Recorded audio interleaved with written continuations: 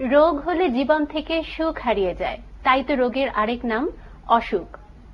কিছু কিছু অসুস্থতা আমাদেরকে ফেলে দেয় রীতিমতো দুর্ভাবনায়। তবে সমস্যা যাই আসুক না কেন, সমাধানের পথ খুঁজে নিতে হয় আমাদেরকেই। আর সেই সমস্ত পথ জানাতেই শুরু করছি মোহনা টেলিভিশনের স্বাস্থ্য বিষয়ক নিয়মিত আয়োজন ডিপিআরসি হসপিটাল ডাক্তারের চেম্বার থেকে। আপনাদের সঙ্গে আছি আমি ডাক্তার শাকিরা ফয়সাল নোভা। পুরো অনুষ্ঠান জুড়েই আজ আমরা কথা বলবো বাত ব্যথা, প্যারালাইসিস এবং মেরুদণ্ডের সমস্যা এবং তার চিকিৎসা নিয়ে। স্টুডিওতে সরাসরি অংশ নিতে ফোন করতে পারেন আমাদেরকে। আমাদের ফোন নাম্বার 90117999 এবং 90105222। আপনাদের সমস্যার সম্ভাব্য সমাধান জানাতে এবং আজকের আলোচনায় অংশ নেওয়ার জন্য স্টুডিওতে আজ আমাদের মাঝে উপস্থিত আছেন আন্তর্জাতিক খ্যাতিসম্পন্ন বিশিষ্ট বাত ব্যথা, প্যারালাইসিস ও ফিজিওথেরাপি বিশেষজ্ঞ ডাক্তার মোহাম্মদ শফিউল্লাহ প্রধান, চেয়ারম্যান ডিপিআরসি। ডায়াল করে জেনে নিন আপনার সমস্যার সমাধান, আর ফাঁকে ফাঁকে শুনুন আমাদের আলাপচারিতা। আপনাকে স্বাগত জানাচ্ছি আমাদের এই পর্বে। আপনাকে অনেক ধন্যবাদ। আজকে আমরা কথা বলবো বাত ব্যথা, প্যারালাইসিস এবং মেরুদণ্ডের বিভিন্ন সমস্যা নিয়ে। তো মেরুদণ্ডের কি কি ধরনের সমস্যা হতে পারে? হ্যাঁ, অবশ্যই। আসলে একটা গবেষণা দেখা গেছে যে কোনো মানুষের জীবনের কোনো না কোনো সময় সে মেরুদণ্ডের সমস্যা ভুগেই থাকে।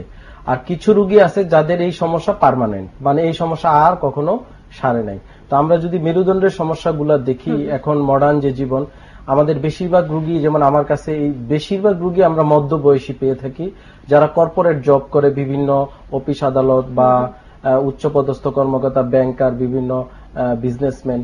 এরা কারণটা হচ্ছে এই বয়সী এবং এই লোকগুলা বেশিরভাগ সময় কি করে, চেয়ারে বসে কাজ করে এবং বেশি সময় কম্পিউটিং করে। এবং কম্পিউটিং দীর্ঘ সময় করলে আপনি জানেন যে কোনো কম্পিউটিং অথবা বসে যদি 1 ঘন্টার বেশি একটানা এক নাগারে এক জায়গায় বসে থাকে বা দাঁড়িয়ে যদি কোনো কাজ করে, তাহলে মেরুদণ্ডের ডিস্কের প্রলাপস হওয়ার সম্ভাবনা বেশি। ডিস্ক প্রলাপস ব্যাপারটা কি, মানে কিভাবে একজন মানুষ বুঝতে পারবে যে তার ডিস্ক প্রলাপস হয়েছে?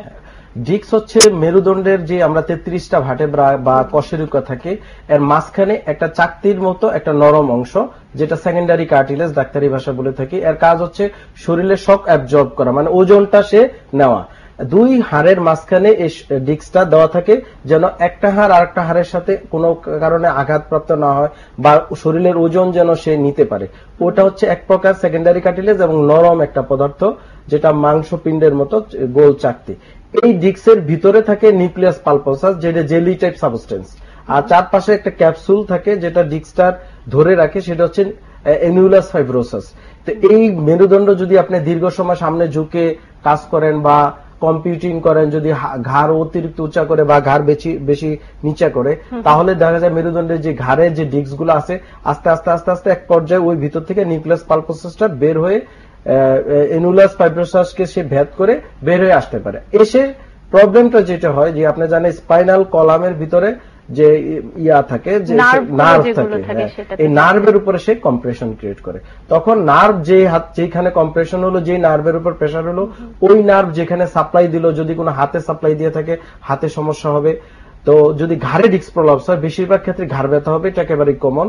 ঘাড় ব্যথা রোগী ঘাড় নাড়াইতে ব্যথা হবে, এবং ঘাড় ব্যথা রোগী সবচেয়ে বেশি যেটা ইন্টেন্স পেইনে ভোগে কোমর ব্যথাচ্ছে। যে ঘাড় ব্যথা রোগী যখন ডিস্ক প্রলাপস হয়, তার হাতটা মনে হবে যে ছিঁড়ে পড়ে যাচ্ছে, বা তার কাছে মনে হবে যে হাতটা কেটে ফেললে ভালো, মানে এত তীব্র ব্যথা। ব্যথা যে কোনো ডান হাতে যেতে পারে বা বাম হাতে যেতে পারে, হাতটা অবশ লাগতে পারে, আঙ্গুল ভার হয়ে আসতে পারে একটা কাজ করতে, অথবা লেখালেখি করতে তার কষ্ট হতে পারে, অথবা যদি সে জার্নি করে বা চলাফেরা করে তখন ব্যথা তীব্র থেকে তীব্রতর হতে পারে। আর সেম যদি কোমরে ডিস্ক প্রলাপস হয়, তাহলে কোমর ব্যথা হবে। কোমর ব্যথার পাশাপাশি অনেকক্ষণ বসে থাকলে উঠতে কষ্ট হবে।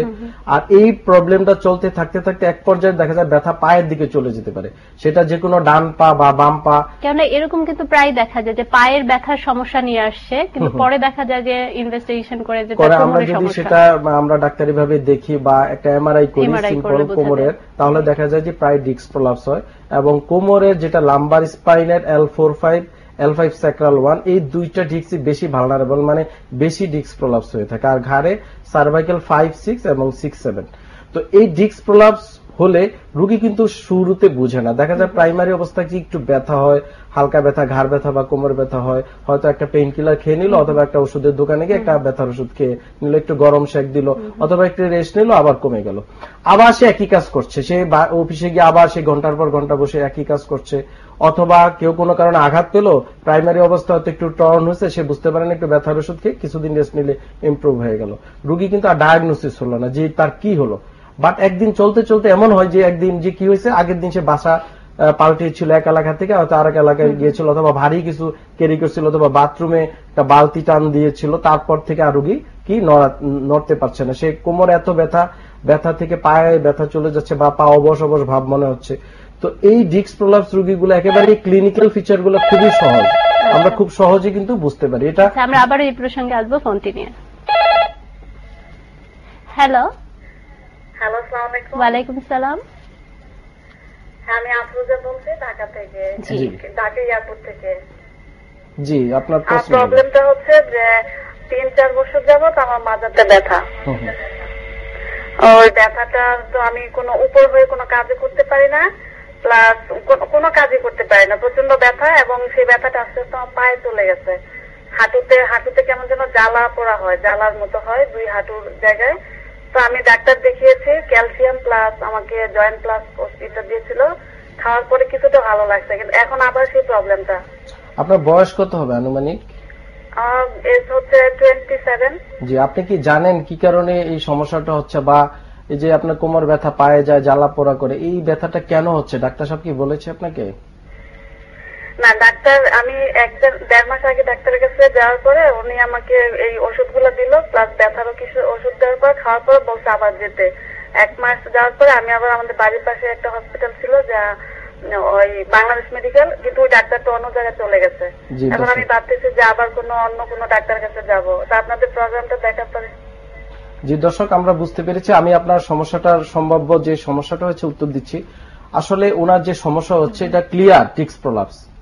আমরা যে বিষয়টা নিয়ে মেরুদণ্ডের সমস্যা নিয়ে কথা বলছিলাম, যে আপনার কোমরে যে লেভেলে মনে হচ্ছে L4-5 লেভেলে ডিস্ক প্রলাপস হয়েছে, যার কারণে আপনি যখন উপর হন তখন কিন্তু ডিস্ক প্রলাপস হয় কিন্তু পিছনের দিকে, যখন আপনি সামনে ঝুঁকেন প্রলাপসটা আরো বেড়ে যায়, আরো প্রেসার পড়ে স্পাইনাল কর্ড বা নার্ভে, যার কারণে তখন আপনার পায়ের দিকে জ্বালা পোড়া করে, যেটা আপনার যেহেতু হাঁটু পর্যন্ত এটা বোঝা যাচ্ছে L4-5 লেভেলে ডিস্ক প্রলাপস আছে।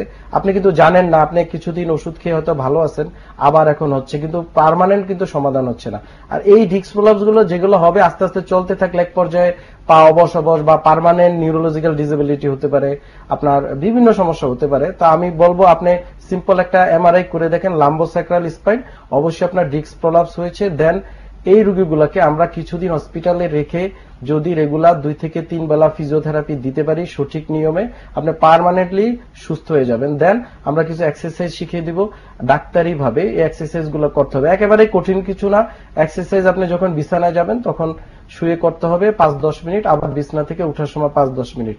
আর সামনে ঝুঁকে আপাতত আর কোনো কাজ করবেন না, যদি সম্ভব হয় কোমরে একটা কর্সেট বেল্ট আপাতত পরুন। আর আপনি একজন অবশ্যই চিকিৎসকের শরণাপন্ন, একটা এমআরআই করে দেখেন, তারপরে চিকিৎসা নেন, অবশ্যই ভালো হয়ে যাবেন। আচ্ছা, আমি ফিজিওথেরাপির ব্যাপারটাই একটু বিশদভাবে জানতে চাইবো যে এই ক্ষেত্রে ফিজিওথেরাপির ভূমিকা কতটুকু? আসলে বাত ব্যথা, প্যারালাইসিস এবং স্পাইনাল এই সকল সমস্যা বেশিরভাগ আমরা যদি কারণ দেখি যে ডিস্ক প্রলাপস, এটা একেবারে তৈরি জিনিস, মানে আমরা রোগীরা তৈরি করছে, এটা কোনো মানে ক্যারি করে আসে না যে মা থেকে আসছে বাবা থেকে আসছে এমন কিছু না, বংশগত কিছু না, অথবা কোনো ইনফেকশন না, এটা কোনো ক্যান্সারও না। তো এই রোগীগুলা বেশিরভাগই নিজের থেকে তৈরি করে যে মেকানিক্যাল সমস্যা। তো এই সমস্যাগুলার বেশিরভাগ মানে 90% রোগীরই চিকিৎসা হচ্ছে ফিজিওথেরাপি। সারা ওয়ার্ল্ডেই এই রোগের চিকিৎসা, আপনি কানাডা, অস্ট্রেলিয়া, আমেরিকা, যাদেরকে আমরা আধুনিক বিশ্ব বলবো, তারা এই রোগের একমাত্র চিকিৎসা ফিজিওথেরাপি দেয়, ওখানে কোনো ব্যথার ওষুধ দেওয়া হয় না। এই রোগের চিকিৎসা একজন দক্ষ ফিজিওথেরাপিস্টের শরণাপন্ন হয়ে যদি সে নেওয়া যায় তাহলে সে ভালো হয়ে যায়। এখন এখানে আপনি যে কথাটা বললেন দক্ষ ফিজিশিয়ান, দক্ষ ফিজিওথেরাপিস্টের কাছ থেকে নিতে হবে, তো অনেকেই কিন্তু এই ধরনের প্রবলেমের কথা বলে যে অনেকদিন ধরে ফিজিওথেরাপি নিচ্ছে কিন্তু ভালো হচ্ছে না। আমার কাছে মনে হয় যে এটা একটা বড় ব্যাপার যে কার কাছে যাবে, কোথায় গেলে ভালো ট্রিটমেন্ট। অবশ্যই আপনি জানেন ফিজিওথেরাপিটা একটা বিশাল সাবজেক্ট, এটা বেশিরভাগ চিকিৎসাটাই কিন্তু আমার হাতের কলা কৌশলের উপর নির্ভর করে, আমার দক্ষতা, আমার একাডেমিক এক্সপোজার, তার উপরে আমি কত রোগী হ্যান্ডেলিং করেছি, কত রোগী ভালো হয়েছে এবং আমার কতটুকু এই সাবজেক্টে পড়ালেখা আছে। আপনি এই মেডিকেল সায়েন্সের এই ব্রাঞ্চটা কিন্তু একেবারে মডার্ন মেডিকেল সায়েন্স, যেখানে ব্যথার ওষুধ না দিয়ে চিকিৎসা দেওয়ার পদ্ধতি এবং প্যারালাইসিস রোগের অনেক ক্ষেত্রে একমাত্র চিকিৎসা। তো এই মেরুদণ্ড সমস্যার রোগীগুলোকে আমরা যখন ফিজিওথেরাপি দেই, অনেক সময় বিভিন্ন সেন্টারে গিয়ে ফিজিওথেরাপি দেয়। প্রথম হচ্ছে রোগ নির্ণয় জরুরি। এখন সব রোগী যে ফিজিওথেরাপি লাগবে এমন কোনো কথা না। তো অনেক সময় দেখা যায় ক্যান্সারের রোগীরও আপনি ফিজিওথেরাপি দিচ্ছেন, তাহলে সমস্যা আরো বেড়ে যাবে। যে রোগী বাঁচত 3 মাস, সে বাঁচবে 1 মাস। কারণ ক্যান্সারে যদি আপনি হিট দেন বা কোন যেটা ইলেকট্রোথেরাপি দেওয়া অথবা ইলেকট্রোম্যাগনেটিক রেডিয়েশন হোক, আল্ট্রাসাউন্ড হোক, যে কোনো হিট দেওয়া হোক, তাহলে ক্যান্সার দ্রুত স্প্রেড করবে এবং রোগীর জীবনের সংকট খুব দ্রুত হয়ে যাবে, যেটা রোগী বাঁচানোর কোনো সম্ভব থাকবে না। সেম যদি টিবি স্পাইন হয়, মেরুদণ্ডের যদি টিউবারকুলোসিস হয়, তাহলে একই সমস্যা, টিবি ব্রাস্ট হয়ে আরো খারাপ হয়ে যেতে পারে, প্যারালাইসিস হয়ে যেতে পারে, কর্ড কম্প্রেশন হয়ে যেতে পারে। তো প্রথমত ইম্পর্টেন্ট হচ্ছে, দেশের বাইরে লেখাপড়া করেছেন এবং আপনি দেশের বাইরে দীর্ঘদিন থেকেছেন, চিকিৎসা করেছেন, ওখানকার চিকিৎসা পদ্ধতি সম্পর্কেও জানেন। তো আমাদের দেশের সাথে তাদের কতটুকু পার্থক্য বা আমরা তাল মিলিয়ে চলতে পারছি কিনা এই বিষয়ে জানবো একটা ব্রেক নিয়ে। প্রিয় দর্শক, এবারে নিচে ছোট্ট একটা বিরতি, ফিরছি কিছুক্ষণের মধ্যে, আমাদের সাথেই থাকুন।